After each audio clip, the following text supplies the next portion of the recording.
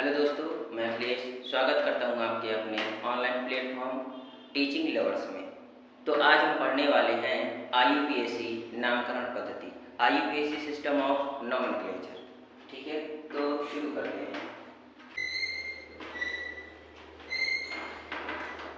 करते हैं। IUPAC nomenclature क्या पढ़ना है हमें? IUPAC system of nomenclature.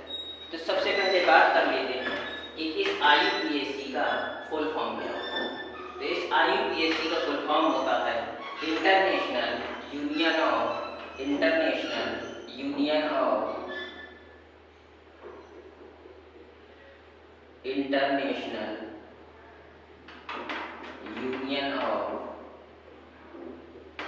Union of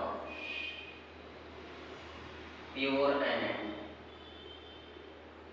applied chemistry. International union of pure and applied chemistry. ठीक है, तो क्या होता है international union of pure and applied chemistry. अच्छा, इसकी जरूरत क्यों पड़ी? तो हुआ क्या था कि जब कार्बनिक यौगिकों की संख्या बहुत अधिक हो गई, भाई पहले कुछ थे, ज्यादा नहीं थे, लेकिन समय समय पर जब कार्बनिक यौगिकों की खोज हो गई तो इनकी कार्बनिक यौगिकों की संख्या बहुत ज्यादा बढ़ जाने के कारण इनका नाम याद रखने में मुश्किल होने लगी। क्या होने लगा? कार्बनिक यौगिकों की संख्या बहुत ज्यादा होने के कारण इन कार्बनिक यौगिकों का नामकरण करने में, नाम याद रखने में मुश्किल आ गई। तब वैज्ञानिकों ने सोचा, यानी रसायनज्ञों ने क्या सोचा? रसायनज्ञों ने सोचा कि कोई ऐसा सिस्टम लाया जाए। क्या लाया जाए? एक ऐसा सिस्टम लाया जाए जिससे इन कार्बनिक यौगिकों को नाम याद रखने में क्या रहे? आसानी रहे, और एक सिस्टमैटिक तरीका रहे। क्या रहे? सिस्टमैटिक तरीका रहे जिससे हमें इनका नाम याद रखने में सहायता मिल सके। तो उसी को आगे बढ़ाते हुए उन्होंने आईयूपीएसी सिस्टम का इजाद किया। तो देखो हुआ क्या था कि कार्बनिक यौगिकों की बहुत अधिक संख्या होने से इन सभी कार्बनिक यौगिकों का नाम याद रख पाना मुश्किल था।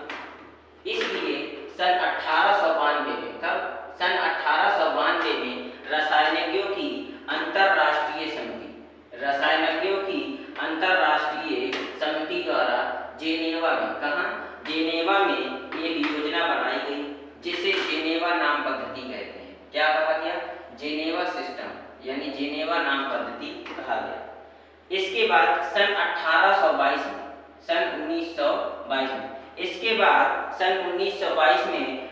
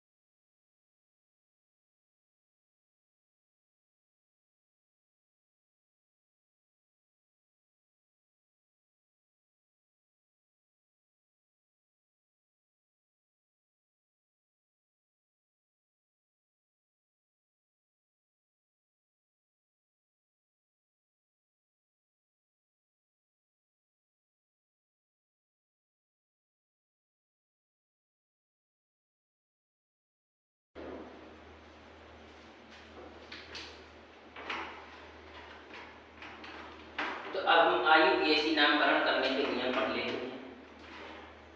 तो IUPAC नामकरण में जो पहला नियम है, वो पहला नियम क्या कहता है कि कार्बन की सबसे लंबी चेन चुनते हैं।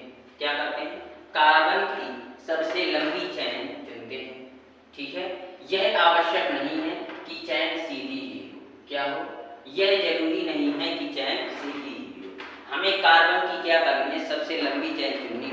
यह जरूरी नहीं है कि कार्बन की सबसे लंबी चेन मतलब कार्बन की चेन सीधी हो, टेढ़ी हो, लूली हो, लंगड़ी हो, कैसे भी हो, सब चलेगी। ठीक है, यानी जरूरी नहीं है कि चेन सीधी हो, टेढ़ी होगी, चल जाएगी। ठीक है, तो जैसे दूसरा नियम क्या है? अंकन उस सिरे से करते हैं जहां से double bond, triple bond, double bond, triple bond या कोई समूह पास पड़ता हो। क्या पड़ता हो? या कोई फंक्शनल ग्रुप पास पड़ता हो। ठीक है, तीसरा नियम है यदि एक संरचना में कई समूह, यदि एक संरचना में या एक श्रृंखला में कई समूह हों तो नंबरिंग हम उस सिरे से करते हैं, अंकन उस सिरे से करते हैं जहां से प्रमुख समूह पास पड़ता है। अब ये रूल खत्म हो जाएगा, इसके बाद हम इन समूहों के बारे में बात करेंगे। ठीक है, यदि श्रृंखला में COOH, COOR, तो इधर देखो COOH और COOR, यहाँ R का मतलब है एल्किल ग्रुप। क्या है? Alkyl group. और एल्किल ग्रुप में हम बता चुके हैं CH3, C2H5, C3H7 आदि आते हैं। ठीक है, फिर COX, यहाँ COX, ये X वो X नहीं है जो आप लोग समझ रहे हैं। ठीक है, ये X क्या है? इस X का मतलब होता है हाइड्रोजन ग्रुप। क्या मतलब होता है? Hydrogen group. ठीक है, तो यहाँ पर क्लोरीन, फ्लोरीन, ब्रोमीन और आयोडीन। X का मतलब क्या है? क्लोरीन, फ्लोरीन, ब्रोमीन और आयोडीन है।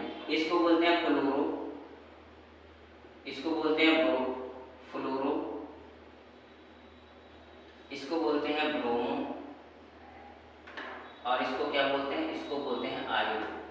ठीक है, और NH2, CONH2, CHOCN।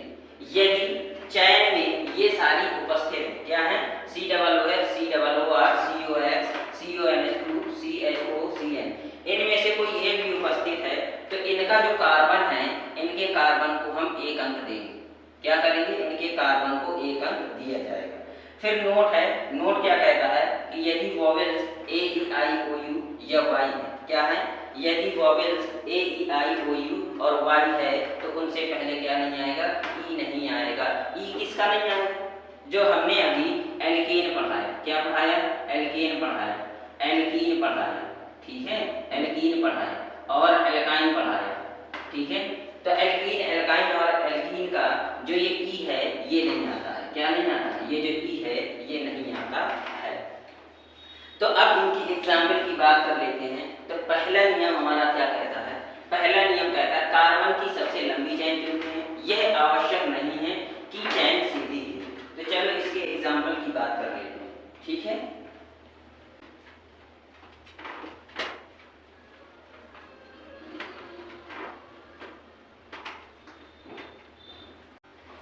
तो पहला नियम क्या कहता है? कार्बन की सबसे लंबी चेन चुनते हैं, यह आवश्यक नहीं है कि चेन सीधी है। तो चलो शुरू करते हैं।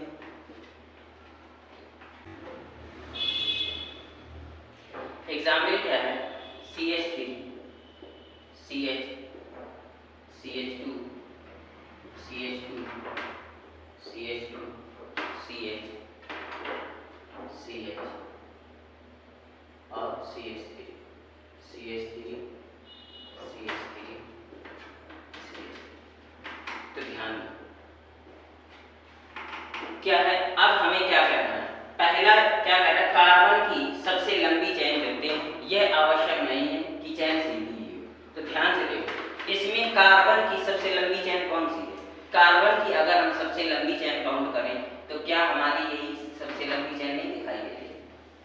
सबसे लंबी चेन यही है। देखो 1, 2, 3, 4, 5, 6, 7 और 8, यानी 8 कार्बन की सबसे लंबी चेन यही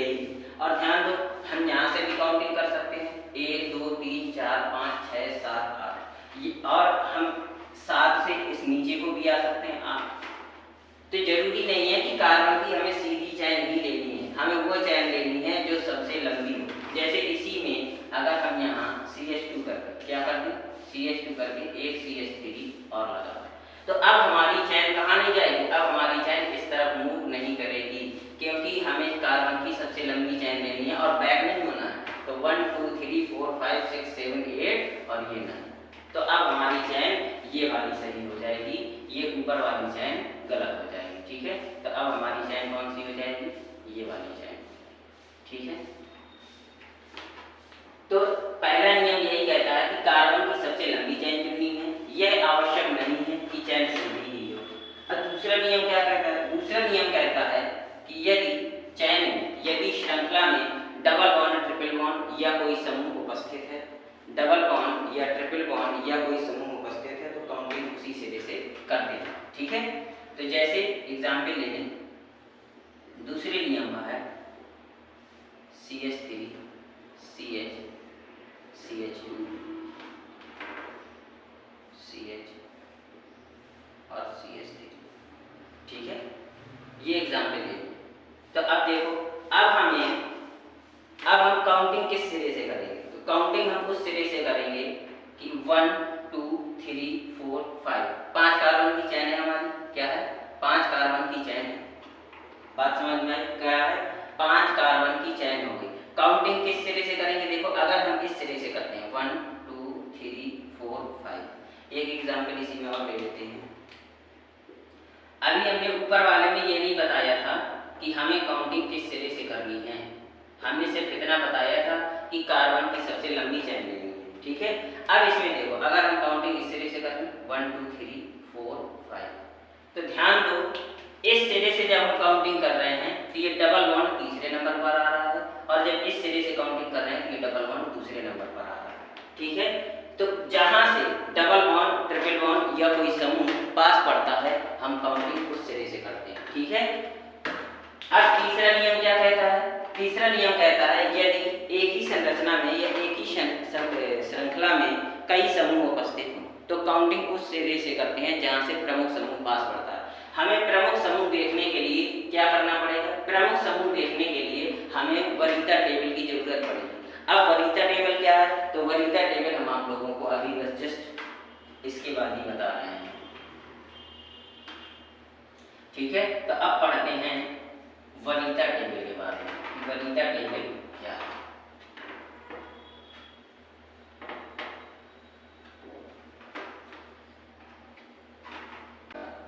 ठीक है, हेडिंग क्या लगाएंगे, क्रियात्मक समूहों की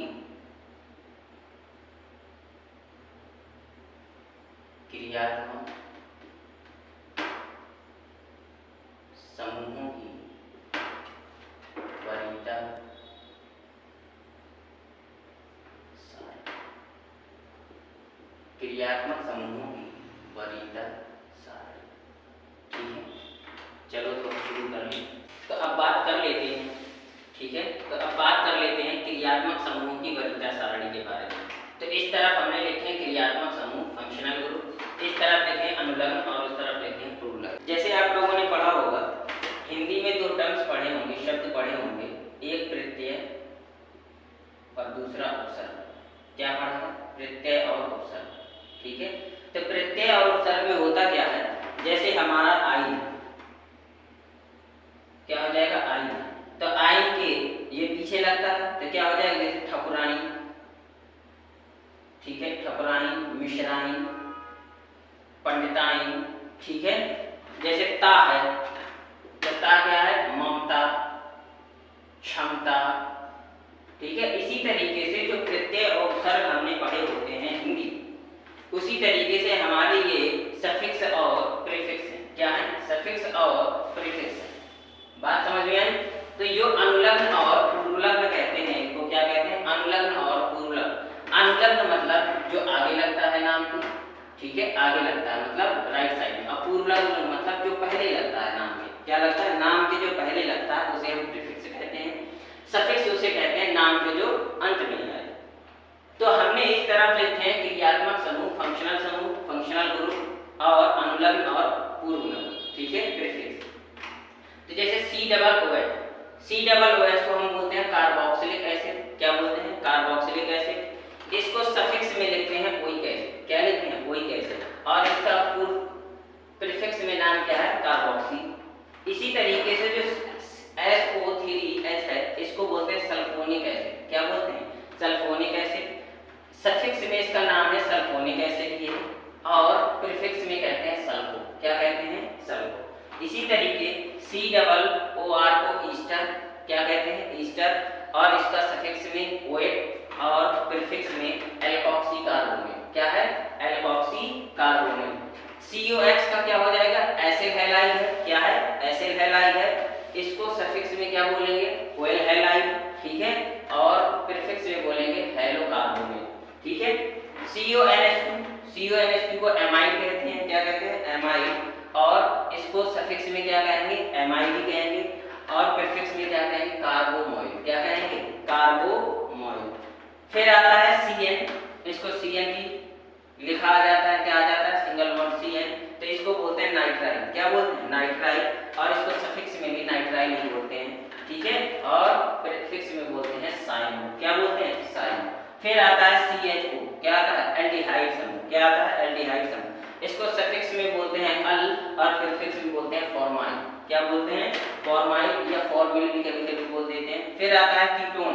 कीटोन को हम सफिक्स में ओन कहते हैं। क्या कहते हैं? ओन कहते हैं। और प्रीफिक्स में कीटो और ऑक्सो। इसके बाद आता है OH समूह। क्या आता है? OH समूह आता है जिसको हम अल्कोहल या फिनॉल बोलते हैं। और सफिक्स में इसके क्या लगाते हैं? ऑल लगाते हैं। और प्रीफिक्स में क्या लिखते हैं? हाइड्रोक्सी। इसके बाद आता है थायोफिनॉल एसिड। ठीक है। थायोल जिसको कहते हैं। और प्रीफिक्स में कहते हैं मरकैप्टो। क्या कहते हैं? मरकैप्टो। इसके बाद आता है NH2। NH2 को बोलते हैं एमीन, और सफिक्स में भी बोलते हैं एमीन, प्रीफिक्स में एमीन। ठीक है। इसके बाद 12वें नंबर पर आपका आ जाएगा डबल बॉन्ड। कार्बन कार्बन के बीच में जब डबल बॉन्ड आ जाए तो क्या बोलते हैं? एल्कीन। एल्कीन को सफिक्स में ईन बोलते हैं, प्रीफिक्स इसका कुछ नहीं होता है। इसी तरीके से एल्काइन है। कार्बन कार्बन के बीच में जब ट्रिपल बॉन्ड आ जाए तो उसे क्या कहते हैं? एल्काइन कहते हैं। और जब एल्काइन को सफिक्स में क्या कहते हैं? आइन कहते हैं, प्रीफिक्स इसका भी नहीं होता है। ये है क्रियात्मक समूहों की वरीयता टेबल। अब इसको समझते हैं। यदि जो हमारी कोई चैन है। क्या है? जो हमारी कोई चैन है, चैन की हुई है, उस चैन में यदि COOH और CN, ठीक है, COOH और CN एक साथ आ जाए, कोई भी आ सकता है। जरूरी नहीं है कि हमने COOH CN लिया है। COOH CHO एक साथ आ सकता है, COOH OH एक साथ आ सकता है। कोई भी समूह दो एक साथ आ सकते हैं। बात अब यहाँ करते हैं कि अगर दो समूह आ जाएं तो किसको प्रेफरेंस देंगे? किसको प्रेफरेंस देंगे? काउंटिंग श्रृंखला में कहाँ से करेंगे? तो जब प्रेफरेंस की बात आ जाती है तब हमें वरीयता टेबल को ध्यान देना पड़ता है। ये है क्रियात्मक समूहों की वरीयता का घटता क्रम। क्या है? ये है आपका घटता हुआ क्रम। घटता क्रम, वरीयता टेबल का घटता क्रम। यानी अगर COOH और CN एक साथ आ जाएंगे तो हम किसको प्रेफरेंस देंगे? COOH का। अगर हमारा CHO और OH एक साथ आ गया तो वरीयता किसको देंगे? CHO को। काउंटिंग कहाँ से शुरू करेंगे? CHO की तरफ से शुरू करेंगे। ठीक है। और सफिक्स में एक ही रह सकता है। उस केस में जो हमारा OH है इसका प्रीफिक्स नाम लिखा जाएगा, और प्रीफिक्स नाम क्या है? हाइड्रोक्सी। ठीक है। समझ में आ गया? तो अब चलते हैं कुछ एग्जाम्पल्स की ओर। उन एग्जाम्पलों से हम समझते हैं कि IUPAC एक्चुअली में है क्या, नामकरण कैसे करते हैं। इन सारी चीज़ों को एग्जाम्पल से बहुत अच्छे तरीके से समझ में आएगा। अभी तक हमने क्या पढ़ा? अभी तक हमने इसका बेस बनाया है। पहले पढ़ लिया कि IUPAC एक्चुअली में है क्या, यानी कार्बनिक यौगिकों के, ठीक है, जब कार्बनिक यौगिक बहुत अधिक हो गए थे, कार्बनिक यौगिकों के बहुत अधिक होने के कारण उनके नाम याद करने में क्या हो रहा था? मुश्किलें आ रही थी। और जब नाम याद करने में मुश्किलें आ रही थी तो रसायनज्ञों ने एक सॉल्यूशन ढूंढा। उन्होंने सोचा कि इतने सारे नाम हम कैसे याद रख सकते हैं। तो उन्होंने एक सरल तरीका जो सीक्वेंस वाइज हो और आसान हो उसको ईजाद किया, जिसे हम कहते हैं IUPAC। 1969 में कहाँ? जिनेवा में इसको लागू किया गया। ठीक है। वहाँ एक मीटिंग का आयोजन किया गया और वहीं इसकी इजाद हुई। ठीक है। तो उसके बाद हमने क्या पढ़ा कि IUPAC नामकरण के रूल पढ़ लिए। अब रूल पढ़ने के बाद हमने क्रियात्मक समूह का वरीयता टेबल पढ़ लिया। अब कुछ शब्द आते हैं, उसको कहते हैं सब्स्टिट्यूएंट्स। क्या कहते हैं? सब्स्टिट्यूएंट्स के बारे में पढ़ लें कि अगर हमारे कार्बनिक जो सब्स्टिट्यूएंट्स, ठीक है, हिंदी में बोलते हैं प्रतिस्थापक। यदि चयन में प्रतिस्थापक लगे हों तो प्रतिस्थापक हम किन किन को कहेंगे? प्रतिस्थापक का मतलब होता है साइड चयन। क्या कहते हैं? इनको हम साइड चयन भी कह सकते हैं। ठीक है, तो अब बात कर लेते हैं, एक स्क्रीनशॉट ले लो जल्दी से, इसके बाद हम बात करते हैं प्रतिस्थापकों की। ठीक है,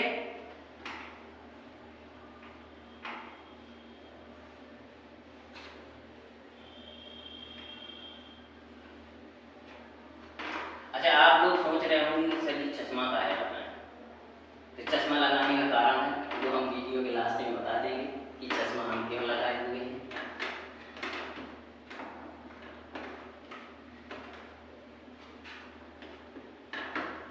तो बात कर लेते हैं सब्स्टिट्यूएंट्स की।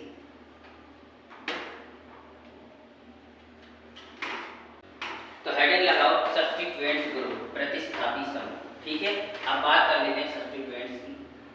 एक तरफ हमने लिख लिए सब्स्टिट्यूएंट और एक तरफ हमने लिख लिए उनके प्रीफिक्स। प्रीफिक्स मतलब होता है पूर्व। ठीक है, अब देखो ध्यान से, ये क्या है? आर है, और आर को हमने बताया था क्या है? एल्केन समूह है, जिसका मतलब होता है CH3। क्या होता है? CH3, C2H5 और C3H7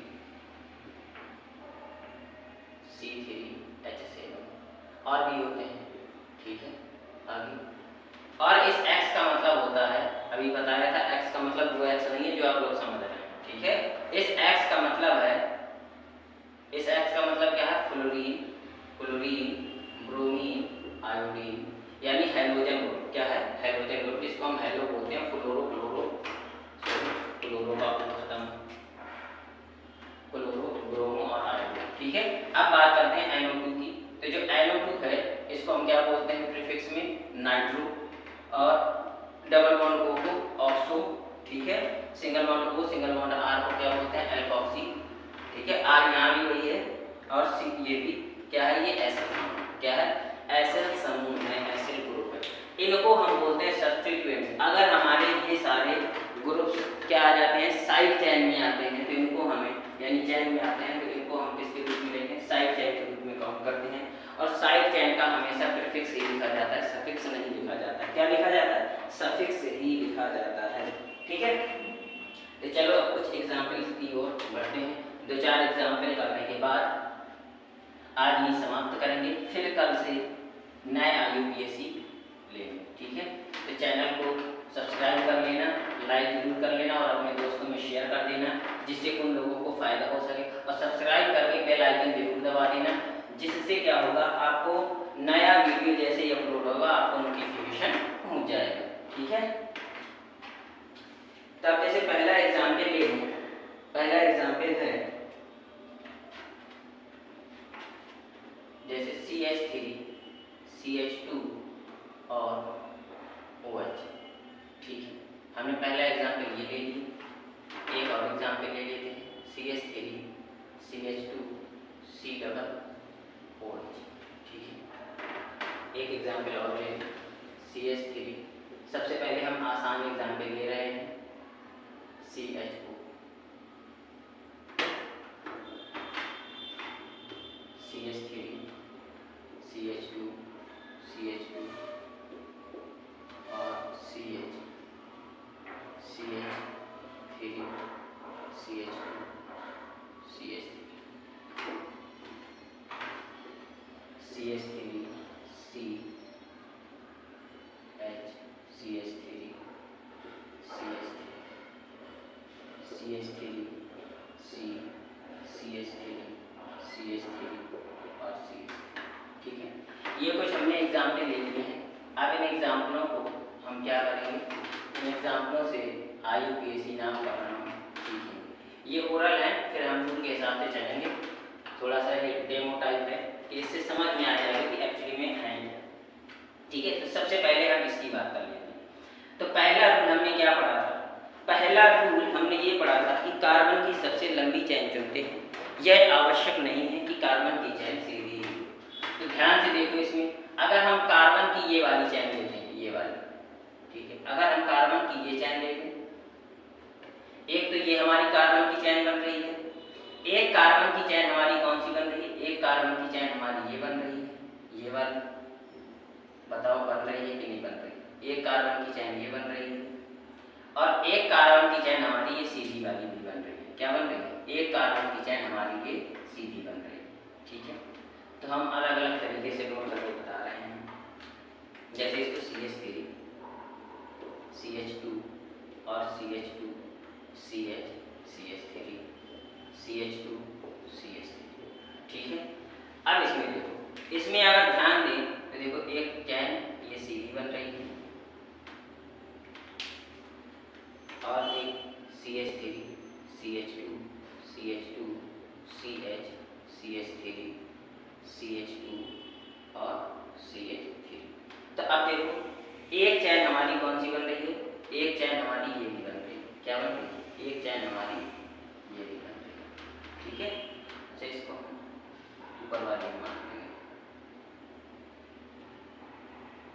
ये चैन देख रही है, ये चैन, एक चैन हमारी ये बन रही है, और इसमें हमने क्या ले लिया, इसमें हमने ये वाली चैन ले ली,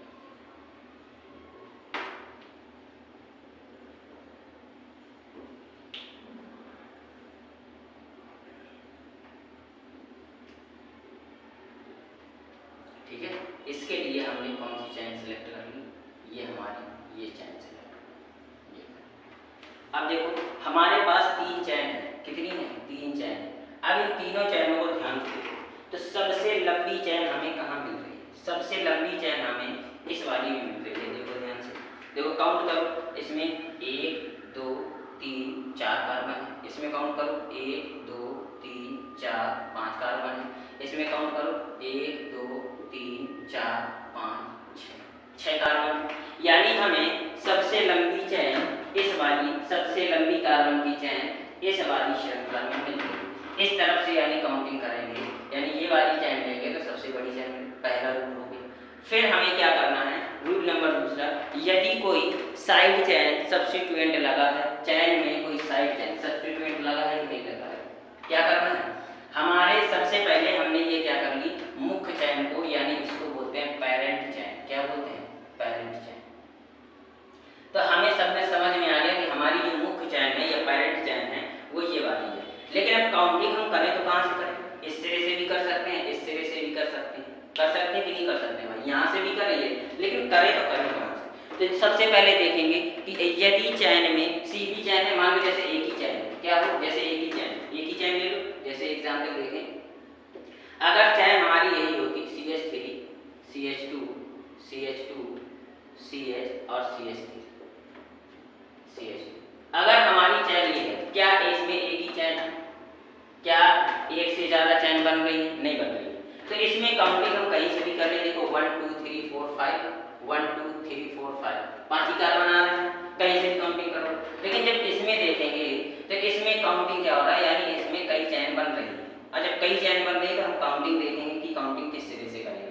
तो काउंटिंग उस सिरे से करते हैं, यदि सब्स्टिट्यूएंट लगा हुआ है, सब्स्टिट्यूएंट लगा है तो हम जहाँ से हमारा सब्स्टिट्यूएंट पास पड़ेगा हम वहीं से काउंटिंग करेंगे। तो पास कहाँ से पड़ेगा, देखो अगर इस तरफ से करेंगे तो 1 2 3 4, चौथे नंबर पर CH3 है, इस नंबर पर 1 2 3, तीसरे नंबर पर CH3, तो पास हमें कहाँ से पड़ रहा है, हमने यहाँ से इस तरह से काउंट करने पर हमारा CH3 पास पड़ रहा है। तो इसका नाम पता है क्या हो जाएगा, देखो 6 कार्बन का नाम क्या होता है, देखो सबसे पहले जो हमारा होता है, अगर हम रूल देखें तो हमारा प्रीफिक्स होता है, prefix plus root name, root name का मतलब होता है पेरेंट और प्लस सफिक्स, ठीक है, क्या हो जाएंगे, प्रीफिक्स रूट नेम और सफिक्स। तो जो हमारे प्रीफिक्स होते हैं, प्रीफिक्स भी 2 टाइप के होते हैं, पहला दूसरा, रूट नेम एक ही होता है और सफिक्स भी हमारे 2 टाइप के होते हैं, ठीक है। आगे जब एग्जाम में लाएंगे तो बता देंगे, प्रीफिक्स मतलब 2 टाइप के होते हैं, रूट नेम और सफिक्स भी 2 टाइप के होते हैं। तब यहाँ देखो ध्यान से, तीसरे नंबर पर हमारा क्या लगा है, मेथिल, और हमने अभी बताया है जो हमारे प्रतिस्थापक होते हैं, सब्स्टिट्यूएंट होते हैं, उनको प्रीफिक्स में नाम देते हैं, कहाँ लेते हैं, प्रीफिक्स में। तो इसका नाम हो जाएगा 3 मेथिल, तीसरे नंबर पर मेथिल तो मेथिल हो गया 3 मेथिल, और 6 कार्बन है तो क्या आ जाएगा, हेक्स आ जाएगा। 6 कार्बन का नाम हमने पिछले वीडियो में बताया था कि एक कार्बन को मेथ कहते हैं, 2 कार्बन को एथ, 3 को प्रोप, 4 को ब्यूट, पेंट, हेक्स, हेप, ऑक, नॉन, डेट। ठीक है, ये बता दिए थे, अनडेट, डूडेट, ये सारे क्या होते हैं। अब देखो हेक्स है, सब में सिंगल बॉन्ड लगा है, सिंगल बॉन्ड के लिए हमने बताया था कि एन आता है, क्या आता है, एन आता है। तो ये हमारा सफिक्स में क्या आ गया, एन आ गया, ये हमारा रूट चेन हो गया, और ये हमारा प्रीफिक्स हो गया। क्या हो गया, ये हमारा प्रीफिक्स हो गया, ये हमारा रूट चेन हो गया यानी रूट नेम, और ये हमारा क्या हो गया, ये हमारा सफिक्स हो गया। ठीक है, तो ये हमारा क्या हो जाएगा, इसको जो नामकरण दिया यानी IUPAC नेम क्या हो जाएगा इसका, इसका IUPAC नाम हो जाएगा 3 मेथिल हेक्सेन। क्या हो जाएगा, 3 मेथिल हेक्सेन। इसी तरीके से अगर हम इसकी बात करें, इसकी बात करें, इसकी बात करें,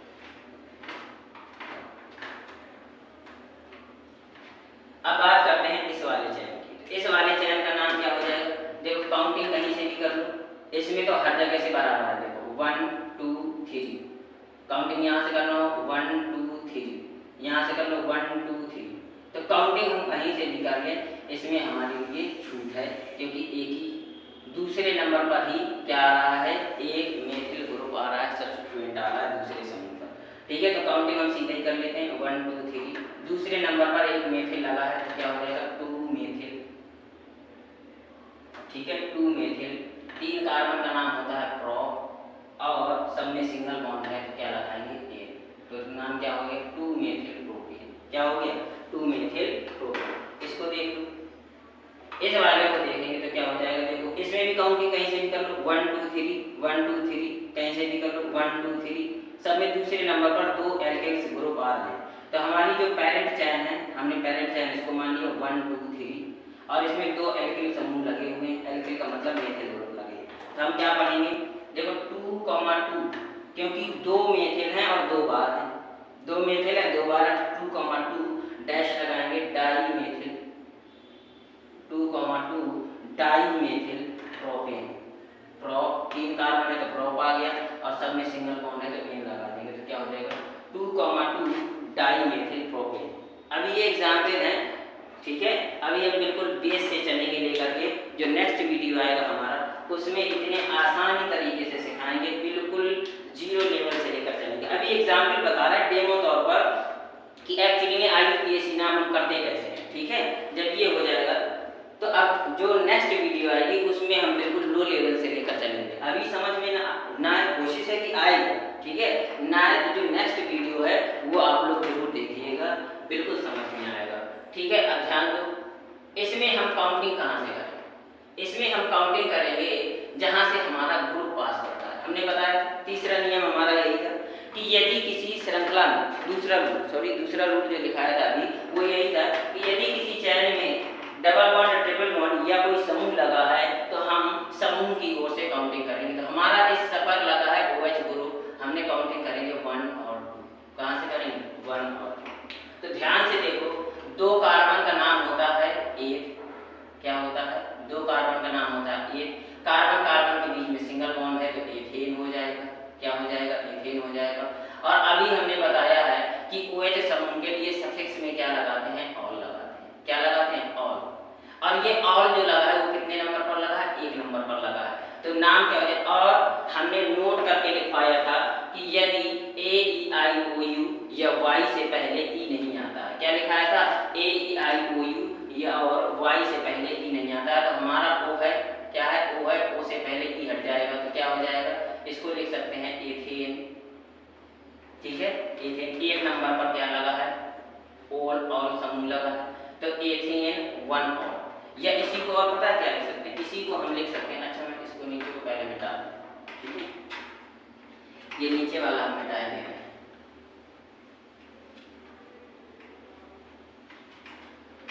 अब इसको हम लिख सकते हैं 1 एथेनॉल, ये ठीक है, क्या लिख सकते हैं 1 एथेनॉल, जो इसकी पोजीशन है वो हमने पहले देखा था। या एथेन 1 ऑल कर दो, या सीधा तुम कह दो एथेनॉल।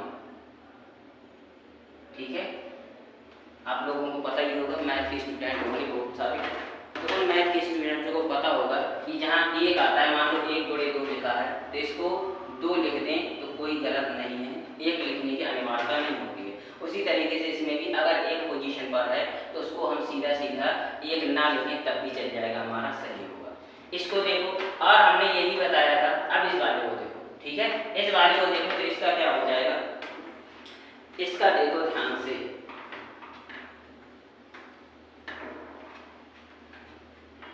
हमने चौथा रूल ये भी दिखाया था कि यदि चैन में COO है, CONH2 COOR, यदि ऐसे ग्रुप आते हैं तो उनके जो कार्बन होते हैं उनको 1 नंबर दिया जाएगा, और जो समूह है उसी की ओर से क्या करेंगे, काउंटिंग करेंगे। तो देखो 1 2 3 काउंटिंग हमारी राइट हैंड साइड से हो जाएगी। तो 1 2 3 3 कार्बन का नाम क्या होता है, प्रोप होता है। क्या होता है, 3 कार्बन का नाम प्रोप होता है। कार्बन कार्बन के बीच में सब में सिंगल बॉन्ड है तो प्रोपेन हो जाएगा, एन लग जाएगा, ठीक है। ये हमारा रूट नेम हो गया। ये क्या हो गया, ये प्रीफिक्स हो गया, नहीं सॉरी, ये क्या हो गया, ये हमारा रूट नेम हो गया, और ये सफिक्स हो गया। क्या हो गया, ये तुम्हारा एल्केन हो गया, और ये क्या है, ये हमारा ओइक एसिड लगेगा। क्या लगेगा, ओइक एसिड। तो समझ आया, क्या लगेगा, ओइक एसिड लगेगा। क्या लगेगा, ओइक एसिड। तो 3 कार्बन का नाम हो जाता है प्रोप, और हम बता चुके हैं कि ओ से पहले AEIOU से पहले ए नहीं आता, ई नहीं आता है, तो प्रोपेन क्या हो जाएगा, प्रोपेन 1 ओइक एसिड। क्या हो जाएगा, 1 ओइक एसिड या 1 प्रोपेनोइक एसिड, ठीक है। क्या हो जाएगा, 1 प्रोपेनोइक एसिड। समझ में आ गया, या सीधा सीधा आप लिख सकते हैं प्रोपेनोइक एसिड। क्या लिख सकते हैं, प्रोपेनोइक एसिड, कोई गलत नहीं होगा। इसी तरीके से इसका क्या हो जाएगा, इसका हो जाएगा 1 2 3 3 कार्बन का नाम होता है प्रोप, 1 नंबर, और सब में सिंगल बॉन्ड है तो हो जाएगा प्रोपेन। और इसको क्या बोलते हैं, इसको अल बोलते हैं, और अल से पहले हम बता चुके हैं कि ई नहीं आता है तो हो जाएगा प्रोपेन। क्या हो जाएगा, प्रोपेन 1 अल या 1 प्रोपेनल या केवल प्रोपेन, तो आप कुछ भी लिख सकते हैं, ठीक है। ये आप पर डिपेंड करता है, और ये 3 सही है। तो उम्मीद है लेक्चर बढ़िया लगा होगा, सब कुछ समझ में आया होगा, ठीक है। अब नेक्स्ट वीडियो में हम बिल्कुल 0 से उठाएंगे। ये सारे एग्जाम्पल बताए थे कि IUPAC में होती है डेमो था, ठीक है। बाकी का हमने बेस बना दिया है। अब जो नेक्स्ट वीडियो आएगा उसमें हम एग्जाम्पल खूब कराएंगे और एग्जाम्पल को समझाएंगे, बिल्कुल शुरुआत से चलेंगे, ठीक है। तो वीडियो अच्छा लगे तो अपने दोस्तों तक जरूर भेजें और चैनल को सब्सक्राइब करें, ताकि जो नया वीडियो आए नोटिफिकेशन की पहुंच सके। बेल आइकन दबा कर रखें, ठीक है।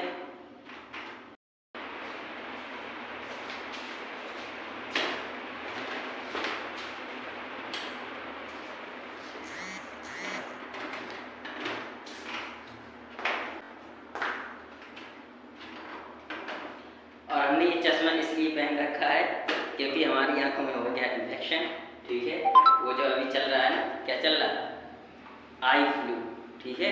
तो उसके कुछ लक्षण हो गए हैं, इसलिए हमने ये चश्मा पहन रखा है, ठीक है। तो चैनल को लाइक और सब्सक्राइब कीजिए, ठीक है। अपने दोस्तों तक पहुंचाइए जिससे उनको भी लाभ मिले।